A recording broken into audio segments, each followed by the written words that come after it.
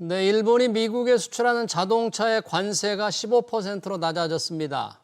우리도 한미 무역 협상에서 자동차 관세 15%에 합의했지만 문서화 작업을 마치지 못해 여전히 25% 관세를 물게 됩니다. 일본 차에 비해서 가격에서 불리하게 됐는데 그렇다고 일본처럼 불평등 합의를 할 수도 없는 곤란한 상황이죠. 여한구 통삼교섭본부장이 또 미국에 갔는데요. 한미 무역 협상 어떻게 돌파구를 찾아야 할지 김태황 명지대 국제통상학과 교수 모시고 얘기 들어보겠습니다. 교수님 어서 오십시오. 네, 안녕하세요. 일본은 오늘부터 자동차 관세 15%로 지금 낮아진다는데 이리 되면 우리는 아직 지금 25%잖아요. 그렇죠. 우리는 뭐 합의는 했는데 지금 뭐 문서화가 안 돼서 계속 25%를 물게 되는 겁니까? 그렇죠.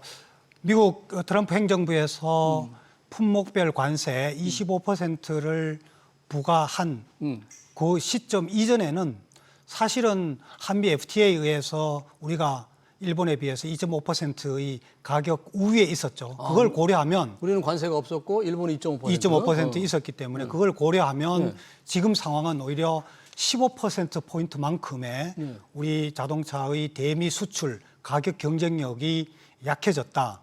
가격 역전 현상이 발생했다라고 보여지는 거죠. 10%포인트 정도요? 예. 그죠? 네. 그러려면 우리가 지금 수출하는 게 뭐 지금 아반떼, 미국에서는 이제 엘란트라로 팔리는 것 같은데 네. 이런 것들이 가격 경쟁이 그 전에 가격이 조금 싸서 뭐 품질 면에서는 비슷하더라도 우위에 있었을 텐데 이제 좀 많이 불리해졌겠네요. 이렇게 되면. 오늘부터. 그렇죠. 자동차 시장의 그런 경쟁이 치열하게 이루어지기 때문에 네. 유사한 품질이라면 그 2.5%의 가격 차이는 큰 거거든요.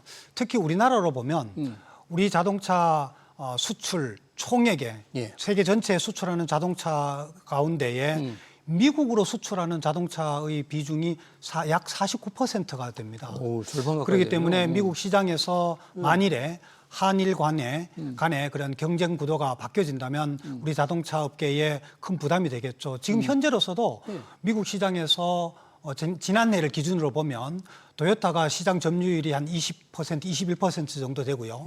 혼다가 한 16, 17% 정도 되는 거고 현대기아차가 한 12, 3% 정도 돼서 일본 기업들에 비해서 좀 경쟁이 조금 떨어지는 그 시장 점유율로만 보면 그래서 지금 계속 추격을 해 나가고 있는 시점인데 이게 자칫하다가는 그 기세가 꺾여질 수 있는 그런 시점이어서 좀 민감한 그런 시기라고 보여집니다. 그러네요. 우리 현대차 미국에서 지금 판매량을 계속 늘리고는 있지만 말씀해 주신 대로 시장 점유율 면에서는 아직 떨어지잖아요. 그런데 대당 뭐 500달러나 1000달러 차이만 나도 관세를 그대로 가격에 올린다고 가정하면 1000달러 차이만 나도 소비자들로서는 우리 현대차를 사는데 좀 부담스럽지 않습니까? 네. 이런 상황이 오는 데 대해서는 지금 우리 한미 양국이 합의한 그 3,500달러 대미 투자 펀드 요거에 관한 최종 문서화 작업이 안 됐는데 도대체 이 이견, 쟁점이 가장 큰 게 뭡니까 이게? 아무래도 투자 방식 또 투자금에 대한 관리 주체가 누가 될 거냐 또 현금 투자, 직접 투자, 간접 투자의 배분 문제 그리고 제일 중요한 부분이 투자 이익이 발생했을 때에 그것을 어떻게 배분을 할 거냐. 그것도 투자 원금이 회수되기까지의 기간하고 그 이후의 기간하고 나누었을 때에 그 배분 방식 여기에 이견이 좁혀지지 못한 것 같습니다. 미국으로서는 일본과의 지난 9월 4일에 그런 MOU를 체결을 하면서 서명했을 때의 그 방식을 가이드라인으로 삼으려고 하는 것 같고요. 우리한테도 그대로 비슷하게 하라. 그대로 하라 거의. 우리는 그 가이드라인을 받아들이기는 어렵습니다. 객관적으로 보건대도 왜 일본이 그렇게 서명을 했을까 참 의아해요. 그러면 말씀하신 대로 일본의 경우에 우리는 이제 규모로 3,500달러면 3,500달러를 현금으로 내라. 다 이런 겁니까 미국은 지금? 미국이 지금 요구하는 게 그렇고요. 현금으로 일본에 대해서도 45일 이내에 그 투자 금액을 현금으로 미국에다가 맡겨라. 그러면 미국이 그 투자금을 가지고서 어디다가 투자할지 어떤 사업에다가 할지라는 것은 미국이 투자위원회에서 결정을 해서 논의를 해서 물론 일본이 논의에 참여는 하지만 결정은 미국이 하도록 하고 결정 주체는 또 미국이 하도록 미국이다. 그 방식을 한국에도 일본이 이렇게 했으니까 더 이상 유연성이란 없다라고 르트닉 상무장관이 얘기를 했는데 우리로서는 그걸 받아들이는 수는 없죠. 없다.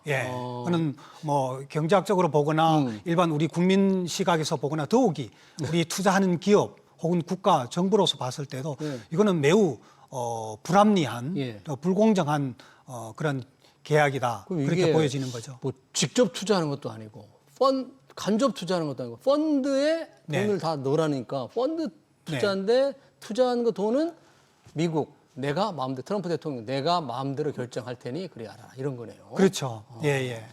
그러니까 투자는 투자 수익을 위해서 투자 수익을 추구하는 건데 자본가로서 투자는 해라. 그 다음에는 내가 알아서 할게라는 것에 어떻게 참여할 수 있겠느냐. 자본금으로 치면 한국보다 미국이 훨씬 더 자본 풍부 국가인데 한국으로부터 마치 돈을 가져오면 내가 그걸 알아서 내 주머니를 더 부풀리겠다라는 걸로만 보여지니까 이거 참 어처구니 없는 제안이죠. 근데 그렇게 투자해서 이제 이익이 났을 경우 일본의 이 기준을 본다면 이익 배분은 뭐 어떻게 하겠다는 거예요, 우리한테? 일본의 경우에는 투자금을 회수할 때까지 원금 회수할 때까지 원금 회수할 때까지는 5대5로 나누고 5대5로 나누고 원금이 회수가 되고 난 이후에는 미국이 90을 가져가고 일본이 10을 가져간다고 이렇게 서명이 되었단 말이죠. 근데 저는 궁금한 게 그러면 일본이 5,500억 달러를 투자를 하면 미국은 얼마를 투자하느냐 안 나와 있어요. 저는 그러면은 만약에 미국이 매칭으로 투자하는 금액이 없거나 아주 작다면 그러면은 이걸 어떻게 이해를 할 거냐? 투자한 만큼 똑같이 이익을 가져가야 되잖아요. 우리가 3,500 투자하고 미국이 투자를 안 하면 투자 수익은 우리가 다 가져가야 되는 게 이 투자 원리는 맞는데. 그렇죠. 투자 원금 회수하는 그 기간 중에서도 그럼 미국이 가져가는 50%는 뭐에 대한 대가이지? 자리세인가? 이렇게 의심이 드는 거죠. 그래서 우리는 그러한 논리는 전혀 동의할 수가 없고 적어도 우리가 어떻게든 투자를 하게 된다면 원금 회수할 때까지는 미국이 만약에 투자하는 거 10만큼 하면은 10만큼 가져가고 한국이 90만큼 투자를 하면 90만큼에 먼저 회수를 해야 된다. 투자 비율에 따라서 이익도 배분하는 게 가장 정상적인 거잖아요. 그리고 그 투자 원금에는 그야말로 순수한 원금만이 아니라 그 투자된 기간 동안에 적정한 이윤까지 포함을 해서 그 원금이 원금이 회수가 되고 그 이후에는 미국 내에서 이루어지는 사업이기 때문에 미국이 좀 더 비중을 좀 더 늘려서 가져가는 것은 뭐 충분히 논의할 수 있다고 봐요. 그런데 원금이 회수되기 전까지도 오히려 투자자보다도 그 투자처를 제공하는 의사결정을 하는 미국 쪽에서 더 많은 지분을 가져가겠다라고 하는 것은 이거는 경제 논리로서는 도무지 이해하기 어려운 부분이에요. 일본은 왜 그렇게 합의를 했을까요? 그런 부분에 대해서. 그래도 이런 상당히 그 불만과 반론이 많았을 것 같은데.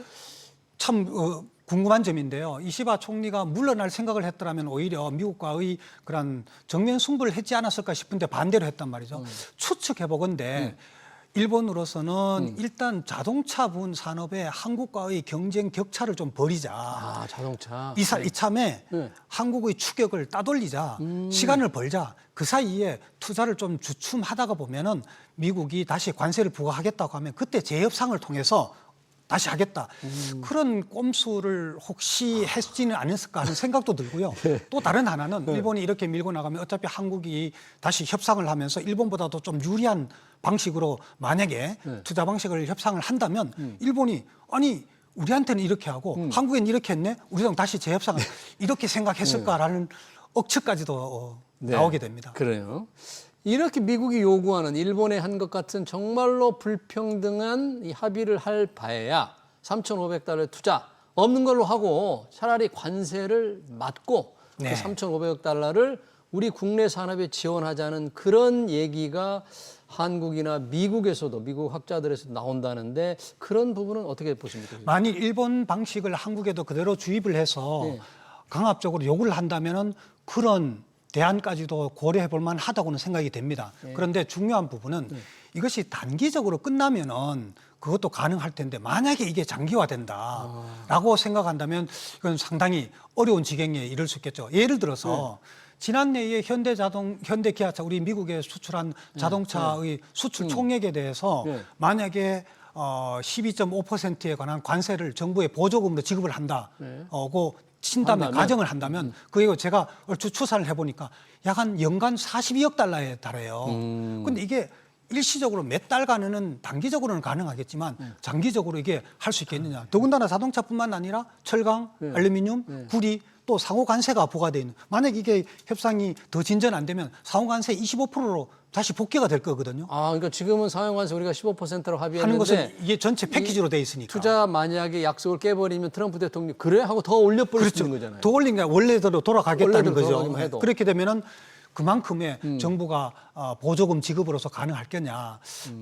그게 지속되기는 어려울 거다. 다만 한두 달 사이에 지금 이걸 정부에서도 열심히 협상을 하고 네. 기업에서도 소나기를 피해가는 방식으로 어쨌든 12.5% 또 더 확장하면 15%에 관한 관세 부담을 기업이 이거는 정부 정책에 의해서 빚어지는 거잖아요. 기업의 경영이 잘못이 아니라. 그렇죠. 그리고 한미 FTA에서도 투자자 국가 소송제가 있듯이 정책 변화에 의해서 기업이 투자 손실을 받았을 때 정부에다가 소송을 제기할 수 있단 말이죠. 투자자 소송 제도가 있어요. 그렇죠. 그러면 현대기아차에서도 그 한국 정부에 대해서 아니 한국 정부가 이렇게 협상을 하고 정책 변화에 의해서 우리가 손해를 봤다. 국가에 대해서 소송을 제기를 한다면 예. 그거에 대해서 단기적으로 한두 달 정도의 정부 보조금 지급하는 것은 검토해 볼 수 있지 않을까 이런 생각이 듭니다. 그렇지만 이거는 우리가 미국과의 협상에서 좀 우리가 이렇게까지라도 고려를 하고 있다는 것을 오픈할 필요는 있다고 보여집니다. 공개는 하지만 현실성은 참 현실성은 굉장히 신중해야 되겠죠. 신중해야 되는 네, 결국 네. 어떻게든지 합의를 해야 되는데 그렇죠. 합의하는 게 우선입니다. 여한구 본부장 가고 산자부 장관 김정관 산자부 장관 가지만 다 빈손으로 오는 것 같더라고요. 네, 네. 뭔가 제대로 좀 대화가 아직 안 되는 것 같아요. 뭐 빈손은 가방은 들고 있으니까 빈손은 아닌데 가방 안에 비어 있으니까 이제 그게 문제입니다. 예. 네, 그러네요. 과연 어떻게 협의를 낼지 시간에 쫓기는데 시간보다는 국익이 중요하다 이런 얘기를 지금 대통령실에서 하고 있는데 그 시간이 너무 길어지면 국익이 또 손실을 볼 수 있기 때문에 그렇죠. 시간을 계속 우리가 시간이 우리 편이다고만 좀 버틸 수는 또 그렇지 않습니다. 저 시간이 결코 우리 편은 아니고요. 네.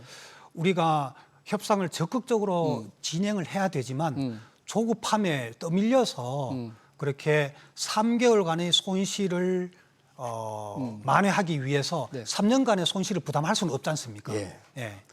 자, 그러다 보니까 그런 과정에서 나온 거네요. 우리 정부가 미국의 $1 무제한 통화 스와프 카드를 꺼냈습니다. 아무리 우리가 투자하기로 약속한 3,500억 달러가 우리 외환 보유액의 거의 뭐 한 7~80% 차지하니까 네, 이 돈이 만약에 다 나가면 우리나라 뭐 원화값이 폭락을 할 수도 있잖아요. 네, 네. 그런데 이 무제한 통화 스와프에 대해서 미국이 부정적이다. 이건 어떤 건가요? 3,500억 달러만 하더라도 우리 지금 외환 보유고 4,100억 달러의 85%에 해당됩니다. 85%. 우리 GDP의 67%, 우리 정부 예산의 67%에 해당이 됩니다. 물론 이게 한 년도에만 다 투입되는 건 아니지만 네. 외환 보유고의 85%에 해당한 것을 만약에 4개년도로 나눈다 하더라도 그것은 20% 이상에 차지한 25%에 해당될 정도이거든요. 그것을 하게 되면 우리는 외환 위기에 봉착할 수 있습니다. 그렇군요. 왜냐하면 우리 원화를 발행하더라도 기축 통화가 아니기 때문에 네. 우리가 달러를 확보를 하려면 외국으로부터 외평채를 발행을 하고 국채를 해외에서 발행을 해서 달러를 가지고 와야 되는데 네. 우리가 이러한 달러 확보하는 데 네. 매우 어려움을 겪을 수 있기 때문에 더군다나 우리는 97년에 그런 외환 위기를 겪었지 않습니까? 그래서 우리가 미국에 대해서 그동안도 지속적으로 그런 그 통화 스왑을 요구를 했습니다. 통화 스왑이라는 것은 양 국가가 서로가 필요할 때 상대 본국의 화폐를 맡겨두고 필요한 화폐를 빌려오는 겁니다. 네. 그게 적정 이자를 지급을 하고요.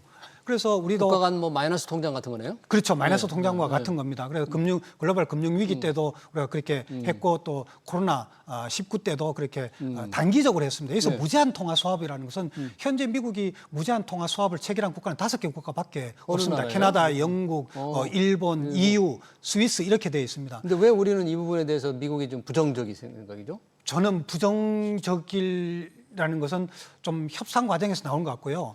정말 미국이 한국을 산업 동맹 또 산업협력 투자협정 파트너로 생각을 한다면 이 통합 사업을 받아들여도 되지 않을까 싶어요. 왜냐하면 미국에 그렇게 손해될 게 없습니다. 이걸 하면? 예. 아니 생각해 보십시오. 미국이 한국에다가 투자를 해라라고 얘기하는 것은 한국이 그만큼 경제적으로 탄탄하고 투자할 자본을 갖춘 국가라고 생각을 하는데 못 믿겠다라고 하면 우리가 시행할 수 없는 거죠. 네. 그런 의미에서 이거는 충분히 좋은 카드다. 예. 그렇게 미국을 설득할 수 있을 것 같다. 미국은 손해 볼 게 없습니다. 손해 볼 게 없으니까. 네. 네. 짧게 마지막으로 부탁하면 지금 시점에서 이제 그러면 우리는 이제 자, 어떤 전략 어떻게 해야 됩니까? 우리 혼자 할 수 있는 건 아닙니다만 이 돌파구 어떻게 마련할까요? 최근 들어서 그 조지아주에서 있던 체포 구금 사태가 굉장히 심각합니다. 당혹스럽습니다. 여기서는 우리 기업들의 투자 심리가 매우 위축되어 있습니다. 이걸 활용을 해야 될 부분이 있고요. 또 우리 국민들이 미국에 대한 그러한 투자에 대한 우려감이 증폭되고 있습니다. 이러한 부분 또 정상회담 때에 그런 경제인 총연합회에서 1,500억 달러 추가 얘기했는 거 이거 다시 한번 재검토를 해야 됩니다. 이런 거를 복합적으로 활용을 해서 우리 일본 방식이 아니라 우리 방식, 한국과 미국 방식의 투자 협정을 체결해야 될 겁니다. 네, 알겠습니다. 좀처럼 돌파구가 보이지 않는 한미 통상 협상에 관해서 잘 들었습니다. 지금까지 김태왕 명지대 국제통상학과 교수였습니다. 고맙습니다. 네, 수고하셨습니다.